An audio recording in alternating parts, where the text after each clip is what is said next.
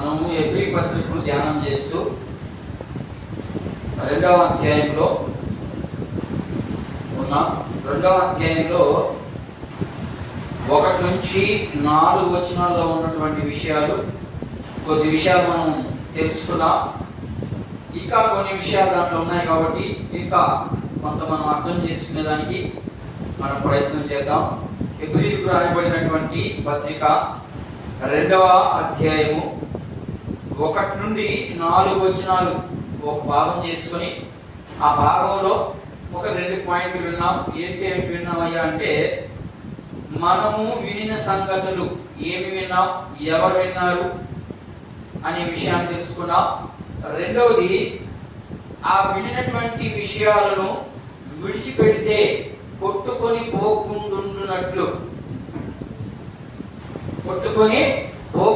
ఉండునట్లు విశేష జాగ్రత్త కలిగి ఉండాలి. జాగ్రత్త లేనటువంటి వారు ఎంతమంది ఉన్నారు? బైబిల్లో నుంచి కొద్దిమంది నేను చూపించడం జరిగింది. ఎవరెవరయ్యా వాళ్ళంటే మీకు ఆల్రెడీ విషయాలు నేర్చుకున్నాం.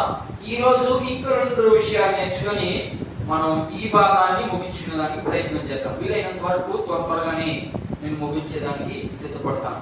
చదువుదాం. కావున మనము వినిన సంగతులను విడిచిపెట్టి కొట్టుకుపోకుండునట్లు వాటి యందు మరి విశేష జాగ్రత్త కలిగి ఉండవలెను.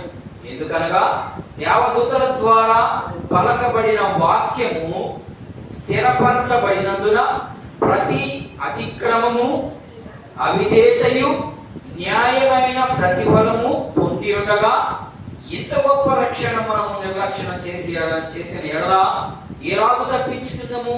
అట్టి రక్షణ ప్రభు బోధించుట చేతే ఆరంభమై దేవుడు తన చిత్తానుసారముగా సూచిక్రియల చేతను, మహత్కార్యముల చేతను, నానా విధములైన అద్భుతముల చేతను, వివిధములైన పరిశుద్ధాత్మ వరములను అనుగ్రహించుట చేతను వారితో కూడా సాక్షిస్తుండగా వినిన వారి చేత మనకు దృఢపరచబడెను.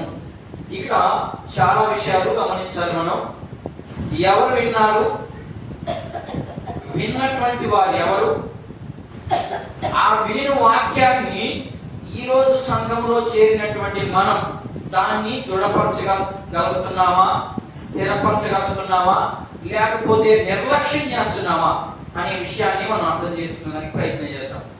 ఇక్కడ నిర్లక్ష్యము అంటే అర్థం ఏంటయ్యా అంటే, మన సంఘాన్ని చూస్తే బాగా అర్థమైపోతుంది. ఇంకెక్కడికి వెళ్ళలేదు. నిర్లక్ష్యము ఇక్కడ ఏం చెప్తున్నాడు భక్తులు అంటే, అక్కడ ఉన్నటువంటి సంఘంలో కూడా ఇదే సిచ్యువేషన్. నిర్లక్ష్య ధోరణ వింటున్నారు కానీ దాన్ని ఏమీ పాటించలేకపోతున్నారు. పాటించలేకపోతే ఏమొస్తుందని చెప్పాడు వెంటనే, ఎంత గొప్ప రక్షణను నిర్లక్ష్యము చేసిన ఎడల ఏమొస్తుంది? నిర్లక్ష్యం చేస్తే రక్షణ పొందుకున్న మనము నిర్లక్ష్యం చేస్తే ఏమొస్తుంది? ఏమొస్తుందమ్మా? శిక్ష వస్తుంది. ఇంత గొప్ప నిర్లక్షణ, ఇంత గొప్ప రక్షణ మనము నిర్లక్షణ చేసిన ఎడలా అన్నాడు. నిర్లక్ష్యం చేస్తే ఏమొస్తుందట? శిక్ష వస్తుందని క్లారిటీగా చెప్తా ఉన్నాడు ఇక్కడ ఉన్నటువంటి భక్తుడు. అయితే ఇక్కడ విన్నది ఎవరు గురించి మాట్లాడుతున్నాడు అనే విషయాలు మనం ముందుకు వస్తున్నాం. ఇక్కడ మొదటి 2వ వచనంలో ఏం కనబడతా ఉందంటే, 2వ అధ్యాయము 2వ వచనంలో ఏం కనబడతా ఉందంటే, దేవదూతల ద్వారా పలకబడినటువంటి వాక్యము. చదువులేను ఒకసారి. 2వ అధ్యాయము 2వ వచనం. ఎందుకనగా దేవదూతల ద్వారా పలకబడిన వాక్యము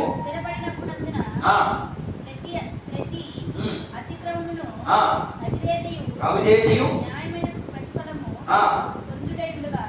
చాలు. ఏమని చెప్తున్నాడంటే, ఇక్కడ దేవదూతల ద్వారా పలకబడిన వాక్యములు. దేవదూతలు వచ్చేటువంటి పుస్తకాలు 5 పుస్తకాలు. ఏమేమన్నా 5 పుస్తకాల్లో? పాత నిబంధనలో ఉన్నట్టు నేను ఆల్రెడీ మీకు ఇంట్రడక్షన్ చెప్పాను. ఈ పుస్తకం ఎవరికి రాయబడింది? పాత నిబంధనలో ఉన్నటువంటి భక్తులకి, వాళ్ళు యూదా మతంలో నుంచి అంటే ధర్మశాస్త్రం దగ్గర నుంచి ఇప్పుడు యేసు ప్రభు దగ్గరికి వచ్చినటువంటి వారికి రాస్తున్నారు అని నేను ముందుగా చెప్పడం జరిగింది. ఇప్పుడు వాళ్ళు ఏం మాట్లాడుతున్నారంటే, మీరు పాత రోజుల్లో ఉన్నటువంటి యూదా మతంలో, ఆ యూదా మతంలో పలకబడినటువంటి వాక్యాలన్నీ కూడా ఎక్కడి నుంచి వచ్చాయి అంటే ధర్మశాస్త్రంలో నుంచి వచ్చినటువంటి మాటలే, మీకు అవన్నీ బాగా తెలుసు. కాబట్టి అవన్నీ తెలిసినటువంటి మీరు చెయ్యకపోతే ఏమొస్తుంది? ధర్మశాస్త్రంలో కొన్ని కండిషన్స్ పెట్టాడు. ఆ కండిషన్ చేయకపోతే ఏమొస్తుందని మీకు తెలుసు, శిక్ష వస్తుందని మీకు తెలుసు.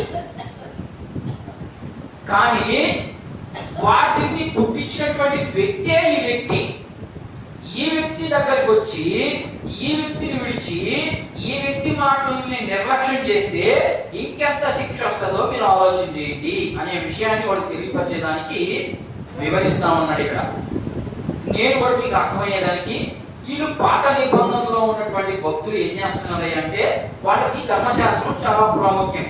ధర్మశాస్త్రంలో 5 పుస్తకాలు, దాన్ని మనం ఎబ్రీ భాషలో ఏమంటాం? దాన్ని ధర్మశాస్త్రాన్ని 5 పుస్తకాలను ఏమంటాం మనం? నేను తెలుదా? ధర్మశాస్త్రం 5 పుస్తకాలు అని చెప్పాను నేను. ఒకటి ఆదికాండము, నిర్గమకాండము, తర్వాత లేవియాకాండము, సంఖ్యాకాండము, ద్వితీయోపదేశకాండం. ఈ ఐదు పుస్తకాలు యూదులు చాలా గట్టిగా నమ్ముతారు. కొత్త పుస్తకాన్ని నమ్మినా నమ్మకపోయినా ఇవి మాత్రం ఖచ్చితంగా నమ్ముతారు. ఎందుకని? మనం ఎబ్రీ పత్రిక 1వ అధ్యాయం 1వ వచనంలో మనం చదివితే, అక్కడ పూర్వకాలమందు నానా సమయాలలో నానా విధములుగా దేవుడు ప్రవక్తల ద్వారా మాట్లాడాడు అన్నాడు. దాన్ని పట్టుకున్నారు. ఇది మోషే ద్వారా ఇవ్వబడినటువంటి గ్రంథాలు ఇవన్నీ కూడా. అందుకని దేవదూతల ద్వారా పలకబడినటువంటి వాక్యాలు. దేవదూత చెప్తా ఉంటే మోషే రాశాడని వాళ్ళ ఉద్దేశం. అందుకని వాళ్ళు దాన్ని గట్టిగా నమ్ముతారు. నమ్మినటువంటి మీరు యేసు ప్రభు దగ్గరికి వచ్చి ఏదో కొద్ది శ్రమలు వచ్చాయని మీరు వెనక్కి ఎలా వెళ్తారు? వెళితే ఎంత గొప్ప రక్షణను నిర్లక్ష్యం చేసిన వాళ్ళు అయిపోతారు మీరు. కాబట్టి నిర్లక్ష్యం చేస్తే ఏమవుతుంది? నిత్య రాజ్యానికి వారసులుగా వెళ్ళలేరు. ఆ వారసత్వం పొందుకోవాలి అంటే ఖచ్చితంగా క్రీస్తు ద్వారానే వెళ్ళాలి అనే విషయాన్ని తెలియజేస్తూ వాళ్ళు కొన్ని విషయాలు చెప్తున్నాడు. ధర్మశాస్త్రంలో ఉన్నటువంటి పుస్తకాలు 5 పుస్తకాలలో 2 ఇంకా ప్రాముఖ్యంగా నమ్ముతారు. ఏంటి అంటే నిర్గమకాండము, సంఖ్యాకాండం. ఈ రెండింటిని బాగా నమ్ముతారు. ఎందుకని? ఇవి ధర్మశాస్త్రంలో ఉన్నటువంటి మాటలు, స్వయంగా దేవుడు పలికినటువంటి మాటలు. వీటిని మీరితే మనకు గ్యారంటీగా శిక్ష వస్తుంది అని వాళ్ళకి తెలుసు. కాబట్టి ఒక వచనాన్ని మనం పరిశీలన చేద్దాం. ద్వితీయోపదేశకాండము చూడండి. ఆయన అవి దేవదూతల ద్వారా పలకబడిన మాటల్ని వాటిని చేయకపోతే శిక్ష వస్తుంది అనే విషయాన్ని తెలియజేసేదానికి కొన్ని మాటలు మనం చూద్దాం. ద్వితీయోపదేశకాండము 33వ అధ్యాయం 2వ వాక్యాన్ని మనం పరిశీలన చేద్దాం. సీనాయి నుండి వచ్చెను, సెరాయిలో నుండి వారికి ఉదయించెను. ఆయన పారాను కొండ నుండి ప్రకాశించెను. వేవేల పరిశుద్ధ సమూహముల మధ్య నుండి ఆయన వచ్చెను. ఆయన కుడిప్రాస్యమున అగ్ని జ్వాలలు మెరిచి ఉండెను. వేవేల, చదువులేని అన్నమాట, వేవేల పరిశుద్ధ సమూహాలు అంటే ఎవరక్కడ? దేవదూతలని మనం అర్థం చేసుకోవాలి. మనం దేవదూతల ద్వారా పలకబడినటువంటి మాటలు అని నేను ఎందుకు చెప్పానంటే, బైబిల్ గ్రంథంలో వ్రాయబడినటువంటి మాటలన్నీ కూడా యేసు ప్రభులు వారు అనేక రకాలుగా కనబడి అనేక రకాలుగా వారికి మాట్లాడడం జరిగింది. కొంతమందికి దేవదూతల ద్వారా కనబడ్డాడు, దేవదూతల వలె కనబడ్డాడు. కొంతమందికి డైరెక్ట్ గా మాట్లాడాడు, కొంతమందికి కళల ద్వారా అట్లా రకరకాలుగా మాట్లాడాడు. కాబట్టి ఈయనే ఆయన అనే విషయాన్ని తెలియపరచడం జరిగింది. ఇకపోతే రెండవ నిదర్శనానికి కూడా గలతీయులకు రాసినటువంటి పత్రిక చూద్దాం ఒకసారి. గలతీయులకు రాయబడినటువంటి పత్రిక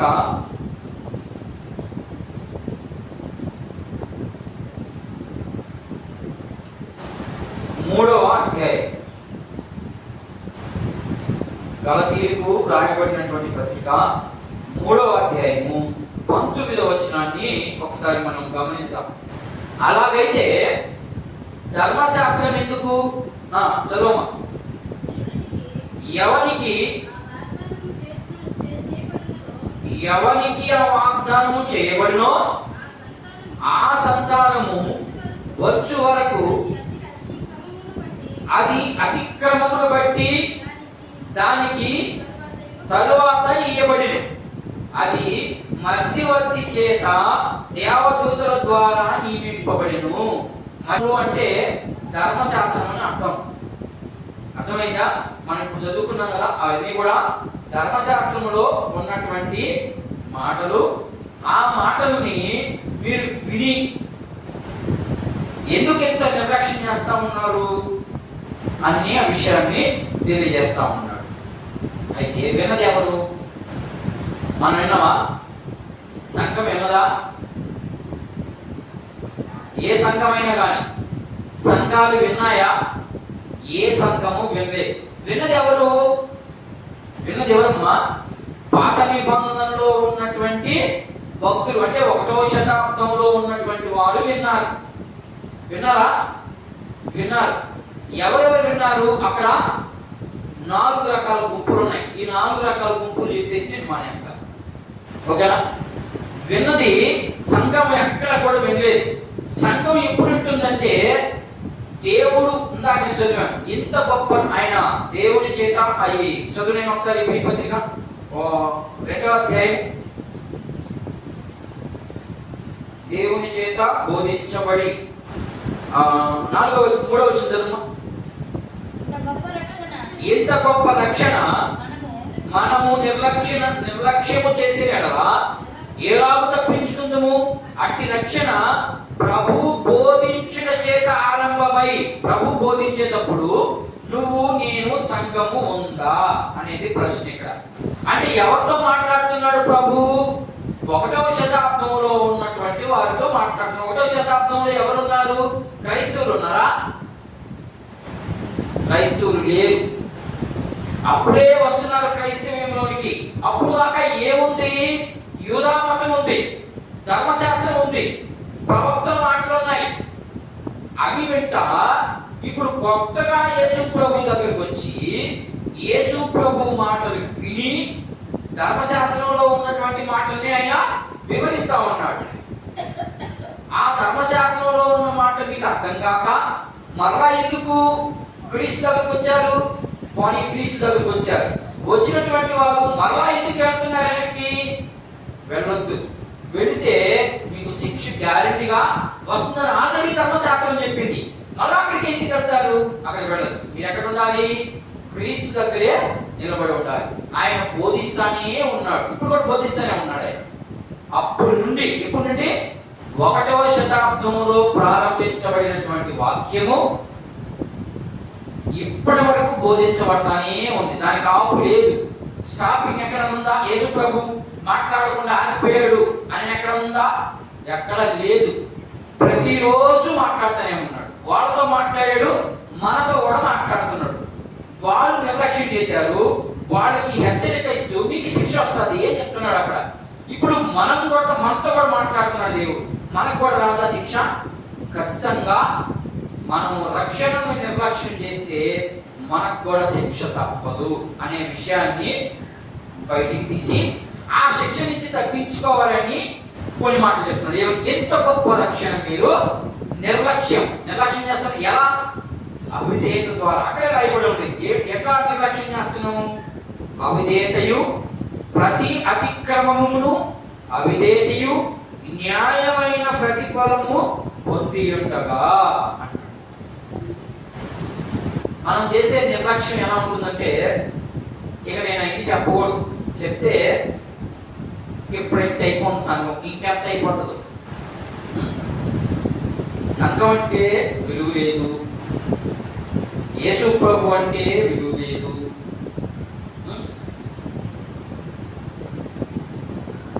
ఏమీ విలువ లేనటువంటి మనం, ప్రభువును నమ్ముకున్నటువంటి మనం, పరలోక రాజ్యంలో మాత్రం స్థానం కావాలి మనకి, పరలోకంలో స్థానం మనకి వద్దు అని అనుకుంటున్నారు. మనము చదువుకుంటా ఉన్నాం, దేవుడు ప్రతిరోజు మనకు మాట్లాడుతున్నాడు. బైబుల్ చదివిన ప్రతి క్షణం దేవుడు నీతో మాట్లాడుతున్నాడు. తర్వాత కూడా మాట్లాడుతున్నాడు. నువ్వే వినే శక్తి నీకు లేదు, వినే జ్ఞానం నీకు లేదు. విన్నటువంటి వారిని తృణీకరిస్తావు. నువ్వు వినలేవు, విని బోధిస్తున్నటువంటి వారిని తృణీకరిస్తావు. అంటే దీన్ని ఏమంటారు? అవిధేయత, అతిక్రమం. అవిధేయతను ప్లస్ మళ్ళా అతిక్రమం అంటారు. ఈ రెండింటి వల్ల వచ్చేది ఏంటి? అవిధేయత ద్వారా, అతిక్రమం ద్వారా వచ్చేది ఏంటి? శిక్ష. ధర్మశాస్త్రం ప్రకారం వస్తుందని చెప్తున్నాడా? ఆ శిక్షని మీకు కూడా అమలు అవుతుంది. 9 గంటలకి చర్చ అంటే 9:30కి 9:45కి 10 గంటల కాకుండా వస్తా ఉన్నారు అంటే ఇది అవిధేయత, నిర్లక్ష్యమా? నిర్లక్ష్యత.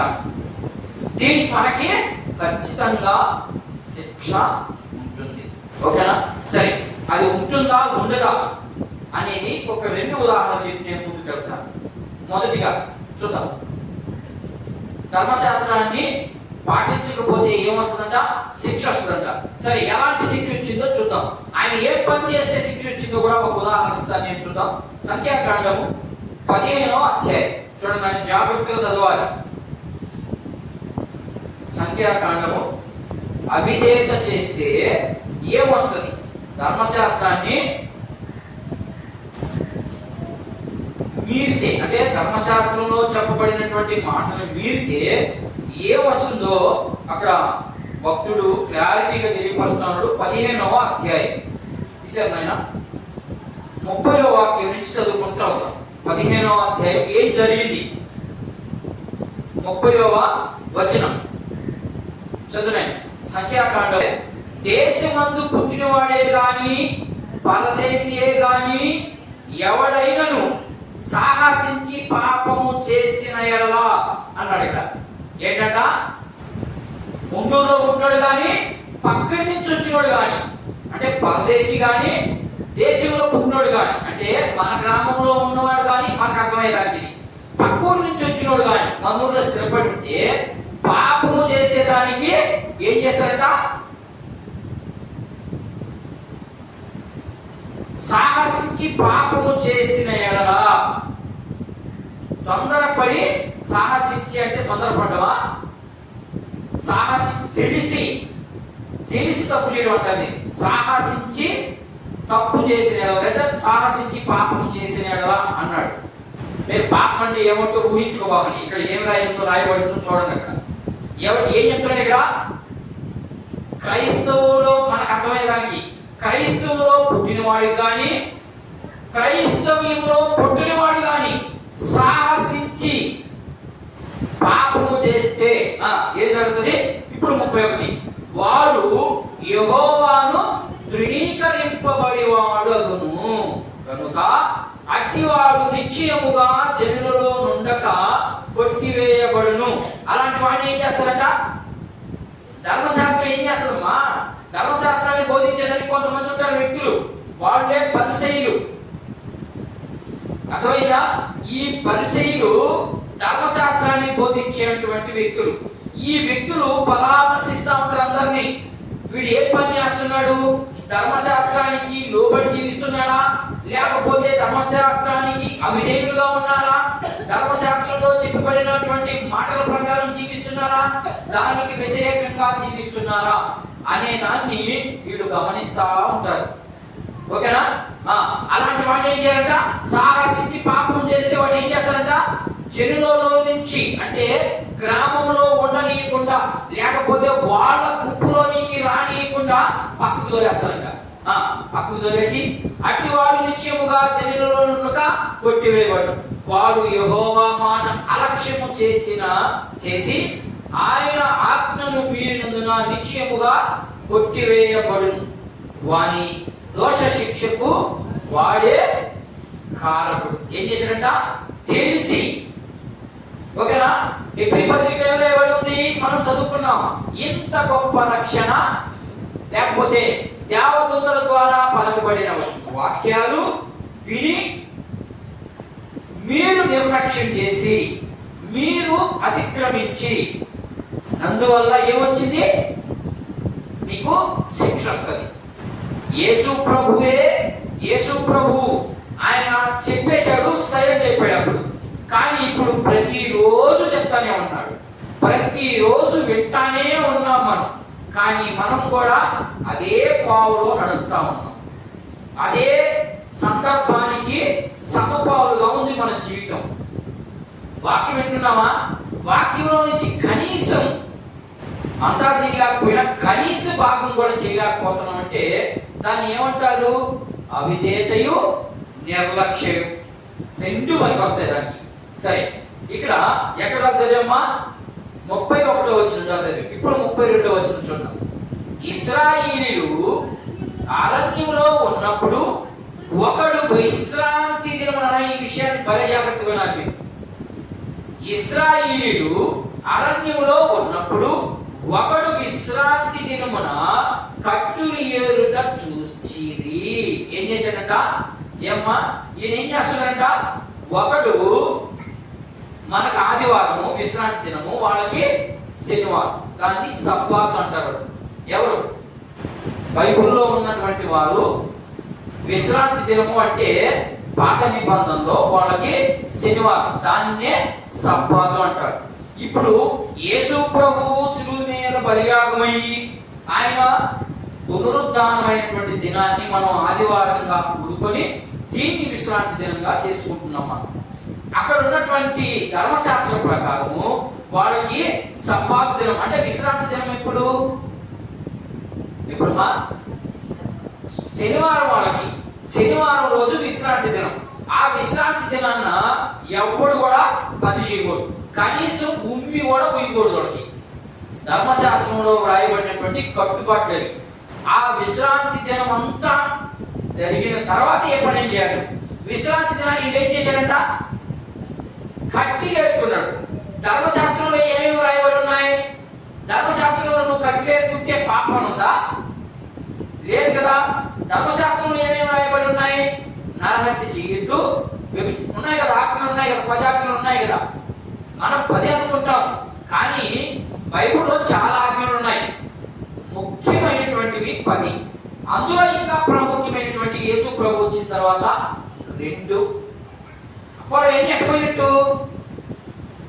కొరవ ఆజ్ఞలు ఎన్ని ఎట్టపోయినట్టంటే ఆ ఆజ్ఞలన్నింటినీ దాంట్లో ఇమిడ్చి 2గా సింపుల్ చేశాడు ఆయన, అంతే.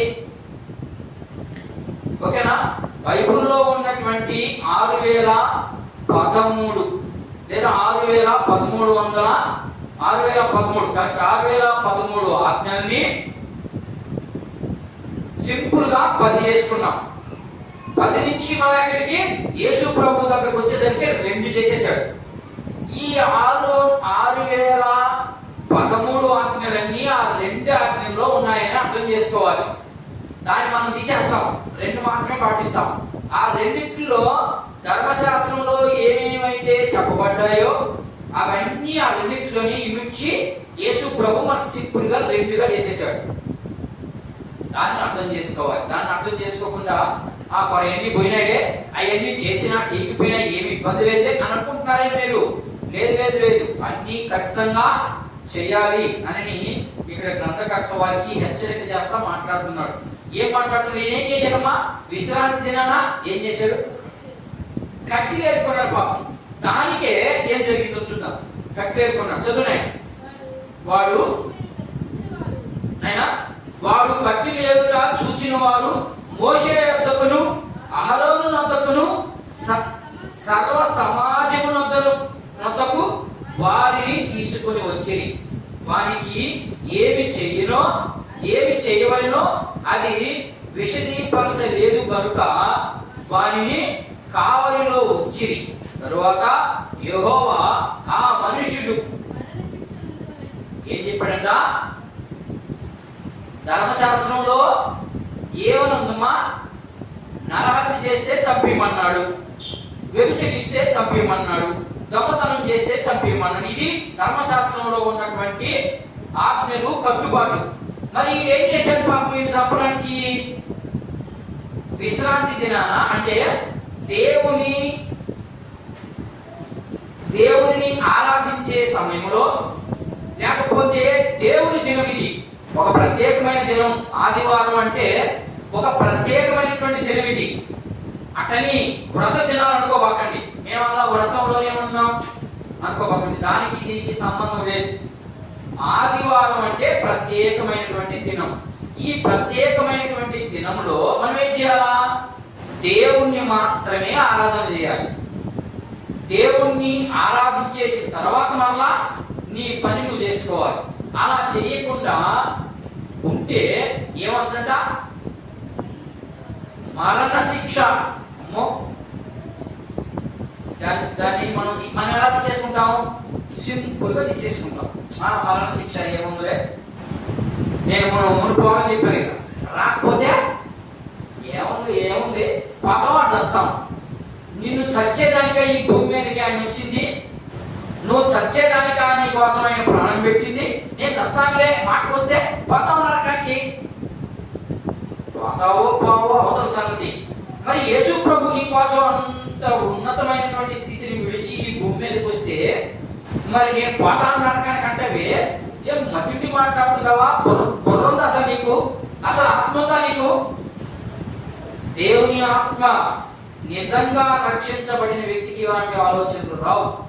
అయ్యో ఈ దినం ప్రభు నేను ఆరాధించలేకపోయాని, మరొక వారం ఖచ్చితంగా దేవుణ్ణి ఆరాధన సమయానికి నేను వెళ్ళిపోవాలి, దేవుణ్ణి ఆరాధించిన తర్వాతనే మనం ఏ పనైనా చేయాలి అనే ఉద్దేశం కూడా లేదు మనకి.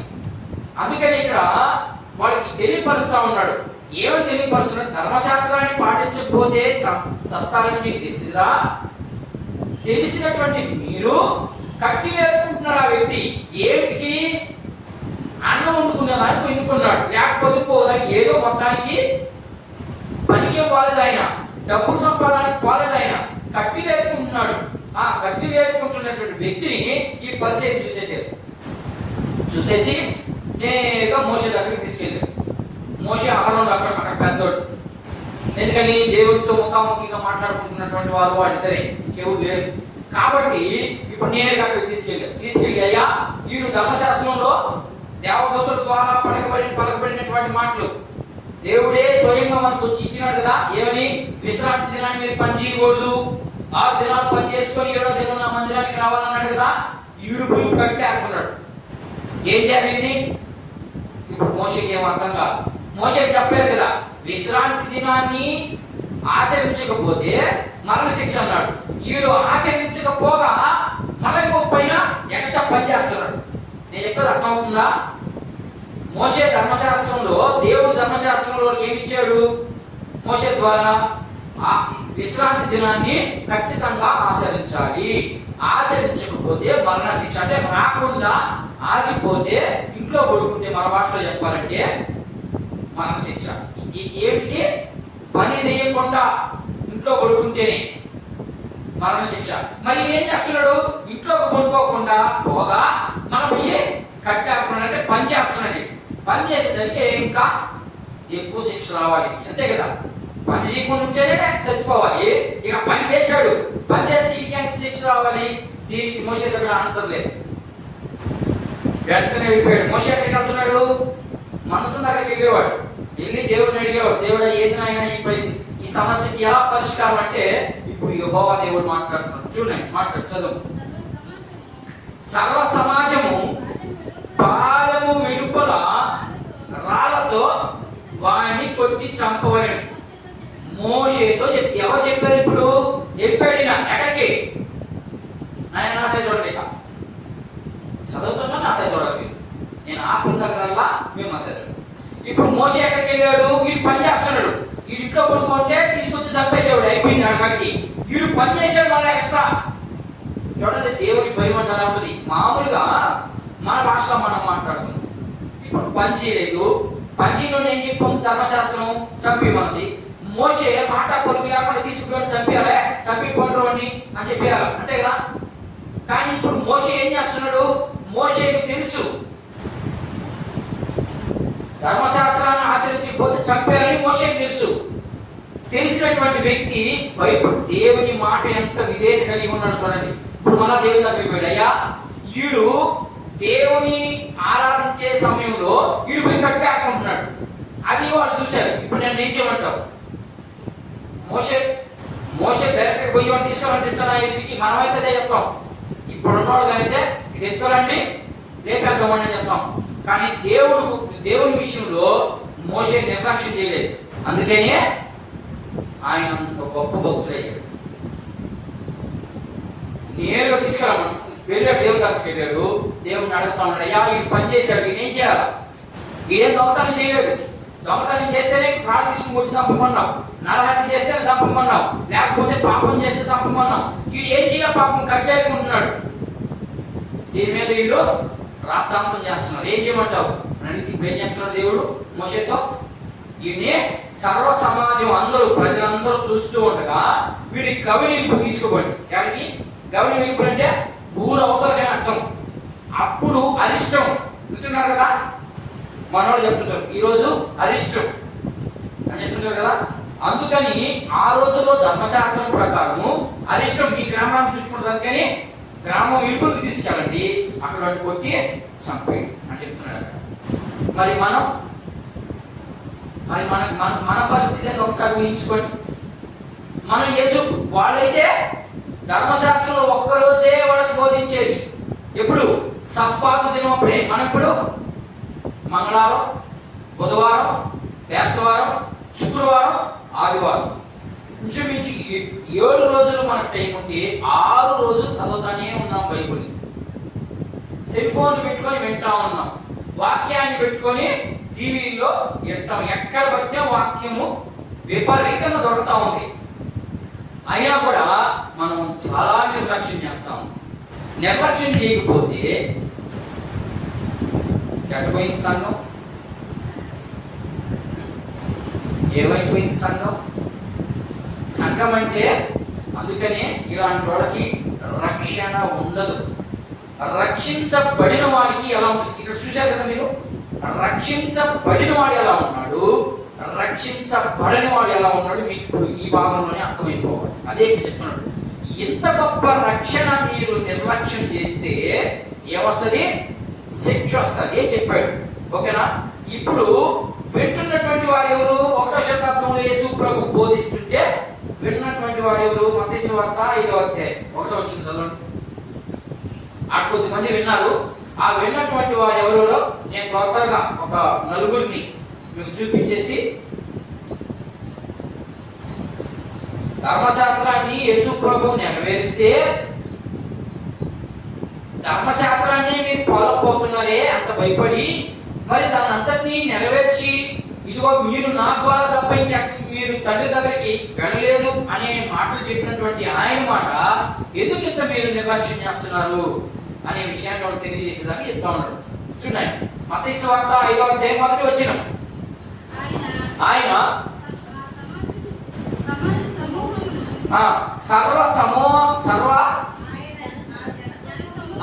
ఆయన జన సమూహము చూచి కొండ ఎక్కి చాలు. ఆయన ఏం చెప్తున్నాడంటే యేసు ప్రభువు వారు జన సమూహం అంటే ఇక్కడ 4 రకాల గుంపులు ఉన్నాయి. ఈ 4 రకాల గుంపుల్లో నేను ఆల్రెడీ మీకు చెప్పాను. మళ్ళీ ఒకసారి నేను ఇక్కడ రాసిన చూడండి.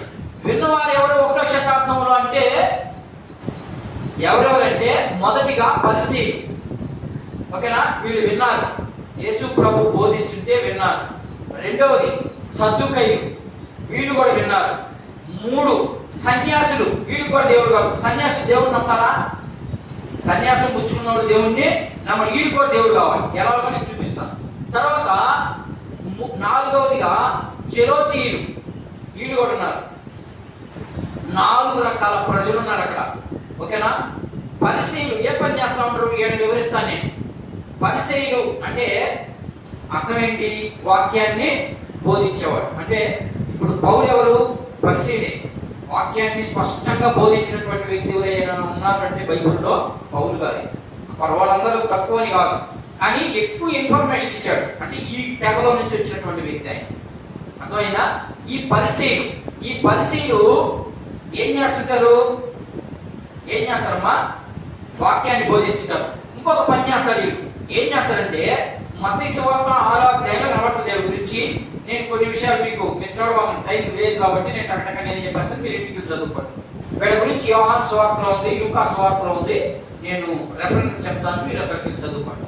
వీళ్ళు ఏం చేస్తారయ్యా అంటే పరిసీలు ప్రార్థన చేస్తారు. ఎక్కడ నిలబడుకొని అందరు కనపడాలని, బతుకు మాత్రం మారదు.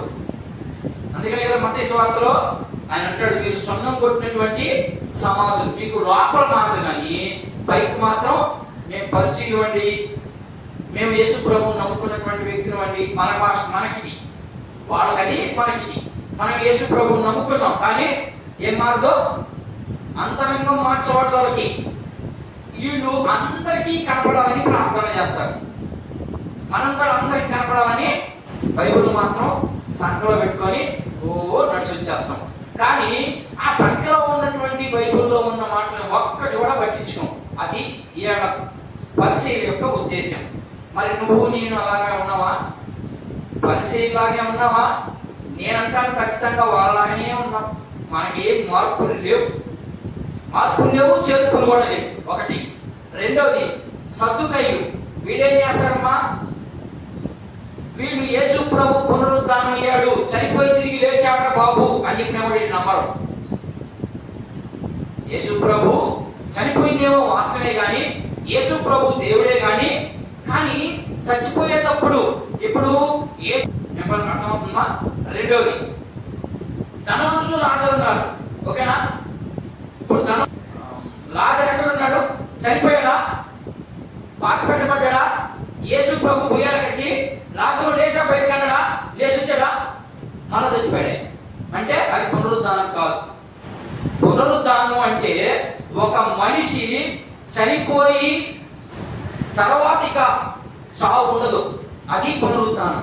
ఇప్పుడు చాలా మంది చచ్చిపోతున్నారు, మళ్ళా లేచి మళ్ళా చచ్చుతున్నారు. కానీ యేసు ప్రభు అలాంటి చరిత్ర లేదు. యేసు ప్రభు ఒక్కసారే మరణించాడు, ఇక మరణించాడు కానీ ఇక చనిపోలేదు. చనిపోయి తిరిగి లేచిన తర్వాత మొన్న ఒక యూట్యూబ్లో చూసాయి ఏంటంట, విన్నారు కానీ దాన్ని సరిగా అర్థం చేసుకోవటం లేదు. మరి నువ్వు నేను సర్దుకై లాగానే ఉన్నావా? నేనంటా నువ్వు సర్దుకై లాగానే ఉన్నానంటాను. మనకు యేసు ప్రభు పునరుద్ధానం అయ్యాడు అనే విషయం మాత్రమే తెలుసు, ఓకేనా? ఆయన ఎందుకు అలా జరిగించాల్సి వచ్చింది, దాంట్లో నుంచి మనకి ఏమి నేర్పించాలని అలా జరిగింది అనేది మనకు తెలియదు. తెలుసా? ఎవరికైనా తెలుసమ్మా? ఎవరికి తెలియదు. యేసు ప్రభు ఎందుకు పునరుద్ధానం అయ్యాడు? ఒరే బాబు, మీరు నన్ను నమ్ముకుంటున్నారు, అదే ఇక్కడ చెప్తున్నాడు. ఎంత గొప్ప రక్షణ పొందుకున్నటువంటి మీరు ఒకవేళ చనిపోతే శరీర సంబంధంగా చచ్చిపోతారు కానీ ఆత్మ సంబంధంగా ఖచ్చితంగా మీరు నాతో కూడా ఉంటారు, పరదేశంలో ఉంటారు అని చెప్తున్నాడు ఇక్కడ. అందుకే ఆయన చనిపోయింది. ఆ విషయాన్ని ఎవరైనా గుర్తు చేసుకుంటున్నావా? ఆ విషయాన్ని గుర్తు చేసుకుంటే చర్చికి ఎందుకు ఆగిపోతారు? ఆదివారం చర్చికి దేవుని వాక్యం ఎందుకు కరువు అయిపోతుంది? ఇప్పుడు వాక్యాన్ని చెప్పకుండా బయటి సోదరిని తీసుకొచ్చి చెప్తా ఉన్నారు ఎక్కువ. దానికి ఆకర్షించబడిపోయి అలా ఊడికి పెళ్ళైంది, ఇలా ఊడికి శుభవార్తలు, అలా ఊడికి అత్తి ఇత్తి. ఇది కాదు, వాక్యం చెప్పాలి ముందు. వాక్యాన్ని పంచకుండా లోకంలో ఉన్నదంతా తీసుకొచ్చి చెప్పేస్తున్నాడు. దానివల్ల పునరుద్ధానం అవ్వరు మీరు. ఖచ్చితంగా చెప్తున్నాను నేను. దేవుని వాక్యం ఎక్కడైతే శ్రేష్టంగా ఉంటుందో దాన్ని విన్నోళ్ళు లోకంలో ఉన్న బోధని యాక్సెప్ట్ చేయరు. సరే, నేను అక్కడికి వెళ్ళను, నేను ఎవరిని విమర్శించను. కానీ దేవుడు చెప్పినటువంటి ఆజ్ఞ ధర్మశాస్త్రంలో దేవదూతల ద్వారా పలకబడిన ధర్మశాస్త్రాన్ని మీరితే మీరు చస్తారని చెప్పాడు. అదే యేసు ప్రభు చెప్పిన మాట విని కూడా మనం నిర్లక్ష్యం చేసి లోకంలో కలిసిపోతున్నాం అంటే, లోక సంబంధమైనటువంటి బోధకు ఆకర్షించబడుతున్నాం అంటే నువ్వు నేను కూడా చచ్చే దినాలు దగ్గరికి వచ్చేసాయి మనకి. ఎప్పుడైతే ఆధ్యాత్మికంగా ఎవడైతే ఎదుగుతాడో వాడు లోకంలో కలవడు. అర్థమయ్యేదానికి యేసు ప్రభు కూడా బోధించాడు చాలా చోట్ల. ఇప్పుడు ఎందుకు మనం మత్తయి సువార్త 5వ అధ్యాయంలో ఆమె చదివింది ఏమని? ఆయన కొండ ఎక్కి కూర్చొని ఆయన బోధింపసాగాను. 3 దినాలు బోధించాడు. 3 దినాల్లో లోకంలో ఉన్న మాట ఒక్క మాట కూడా తీసుకుని నుంచి ఉదాహరణ చెప్పలేదు. చెప్పాడా? చదవండి మీకు కావాలంటే. మత్తయి సువార్త 5వ అధ్యాయము, 6వ అధ్యాయం, 7వ అధ్యాయం, 8వ అధ్యాయం, ఈ 4 అధ్యాయాలు యేసు ప్రభు బోధించినటువంటి బోధ. ఆ బోధలో లోకములో నుంచి మా ఎక్కడికి పోయింది, మా తమ్ముడికి పోయినాడు, అల్లది శుభవార్త, ఇల్లది ఇట్లా అని ఎక్కడ బోధించలేదు. ఉదాహరణ వాళ్ళకి అర్థమయ్యేదానికి కొన్ని ఉదాహరణలు ఉపయోగించాడు ఆయన. ఏంటేంటి? అంచురపు చెట్టు 1, 2 సముద్రము, 3 పొలము. అర్థమైందా? ఇలాంటి ఉదాహరణలు బోధించాడు. కానీ లోకంలో ఉన్న సోది తీసుకొచ్చి చెప్పాను ఆయన. మరి ఇప్పుడు లోకంలో సోది ఎక్కువైపోయింది.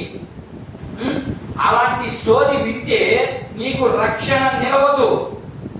మనం మనుషులు అని గుర్తుపెట్టుకోనండి. సోదికి ఆకర్షణీయమైపోతాం. ఒరిజినల్ బోధకి ఆకర్షణీయం అవ్వలేదంతా తేలిగ్గా.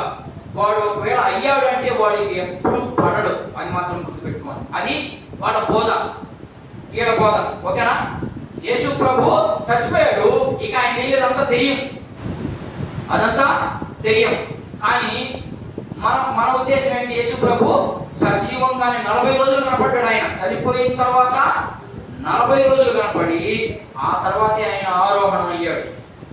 ఇది 3వ వాడు సన్యాసులు.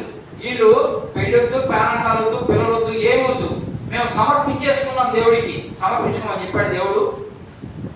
దేవుడు ఎవరిని కూడా సమర్పించుకోమని చెప్పలేదు క్రొత్త నిబంధన ప్రకారం. పాత నిబంధనలో కొంతమందిని ఏర్పాటు చేసుకున్నాడు. ఎందుకు ఏర్పాటు చేసుకున్నాడు? దాని వివరణ నీకు తెలిస్తే కదా. ఇశ్రాయేలుని నడిపించడానికి వాళ్ళని పెట్టుకున్నాడు. నిన్ను నడిపించడానికి ఏర్పాటు చేసుకున్నాడు. పెళ్లిని మేము చేసుకో, మంచిదే. నేనంటే వాటిని తప్పు పట్టడం కాదు. కానీ దేవుడు అలాంటి పనులు చేయొద్దన్నాడు. నువ్వు చేయగలిగితే అట్లని నువ్వు చేయలేదా? అందమైనటువంటి ఎవరైనా అమ్మాయి కానీ అబ్బాయి కానీ పోతే చూడడం లేదా? చూస్తే పాపమే కదా. బైబిల్ ప్రకారం మత్తయి సువార్త 6వ అధ్యాయం ప్రకారం నీ కన్ను చెడిందైతే దాన్ని పెరిగి బయట పారేయమన్నాడు. పెరికేస్తే ఈరోజు వాళ్ళని చూసాము, ఈ కన్ను పెరికేసాను, ఇంకొక ఆమె ఈమెను చూసాను, ఈ కన్ను పెరికేసి ఏమన్నా కదా, ఇంకేం చూస్తాను నేను అక్కడికి వెళ్తాను. సరే, వీళ్ళు సన్యాసులు. వీళ్ళ ఉద్దేశం ఏంటంటే ఏం చేస్తాం? వీళ్ళ ఉద్దేశం ఏంటంటే శరీరం పాపం చేస్తుంది, ఆత్మ పాపం చేయదు. ఆత్మ పాపం చేస్తుందా? చేయి. శరీరం ఏదో పాపం చేస్తుంది కాబట్టి శరీరాన్ని వీళ్ళు నలగొట్టమంటారు. అంటే భోజనం తినద్దు, ఒక్క పూట భోజనం తినద్దు, ఉప్పు వేసుకొని తినబాకండి, కారాలు వేసుకొని తినబాకండి. ఇది వాడు బోధ, సన్యాసుల బోధ. శరీరం పాపం చేసేది, ఆత్మ పాపం చేయట్లేదా? కోరిక పుట్టేదే అక్కడ కదా, మరి అక్కడనే కదా పాపమా. అందుకనే కదా యాకోబు భక్తుడు అంటాడు, ఏమంటాడు? మీ హృదయంలో పాపం అది పెరిగి పిండమైపోయిందంట, హృదయంలోనే పిండమైపోయిందంట. అందుకని ప్రతి పుస్తకము మనం మన మైండ్లో పెట్టుకుంటే అప్పుడు అర్థమవుతుంది దేవుని వాక్యం, దేవుని బోధ. రోత తెలుసు, రోత తెలియని వాళ్ళకి ఏమర్థమవుతుంది? అలాంటి వాళ్ళే వీళ్ళు. ఈ రోజుల్లో ఉన్నటువంటి క్రైస్తవులు కూడా ఇలాంటి వాళ్ళే, నేను ఖచ్చితంగా చెప్పగలను. ఎందుకనంటే వీళ్ళలాగానే చర్చికి వస్తారు, సగం వింటారు, సగం వదిలేసి 25 కూడా చేయరు. దాంట్లో సగంలో 25 వీళ్ళ బోధ. ఇకపోతే లాస్ట్ చివరోళ్ళు జెరోతీయులు. వీళ్ళు ఎవరు? వీళ్ళు ఒక గుంపు. వీళ్ళు రోమా ప్రభుత్వం మీద తిరుగుబాటు చేసేవాడు. వాళ్ళలో ఒకడు, ఇద్దరున్నారు బైబిల్లో వీళ్ళలో నుంచి. ఎవరెవరంటే ఒకడు బరబ్బా. బరబ్బా యేసు ప్రభువుని సిలువేయమని విడిపించుకున్నటువంటి వ్యక్తుడు. అర్థమైందా? యేసు ప్రభువుని సిలువేసి బరబ్బాని విడుదల చేసుకున్నారు వాళ్ళు. అక్కడ ఉన్నటువంటి పరిస్థితి మనం ఆ సిలువ రోజు చూద్దాం ఆ పనేందో. తర్వాత రెండో వ్యక్తి ఇస్కరియోతు యోధ ఉన్నాడు కదా, యేసు ప్రభువుని అప్పగించినాడు. యేసు ప్రభువుని అప్పగించాడు కదా ఇస్కరియోతు యోధ. వీళ్ళిద్దరూ ఈ బ్యాచ్కి సంబంధించినటువంటి వారు.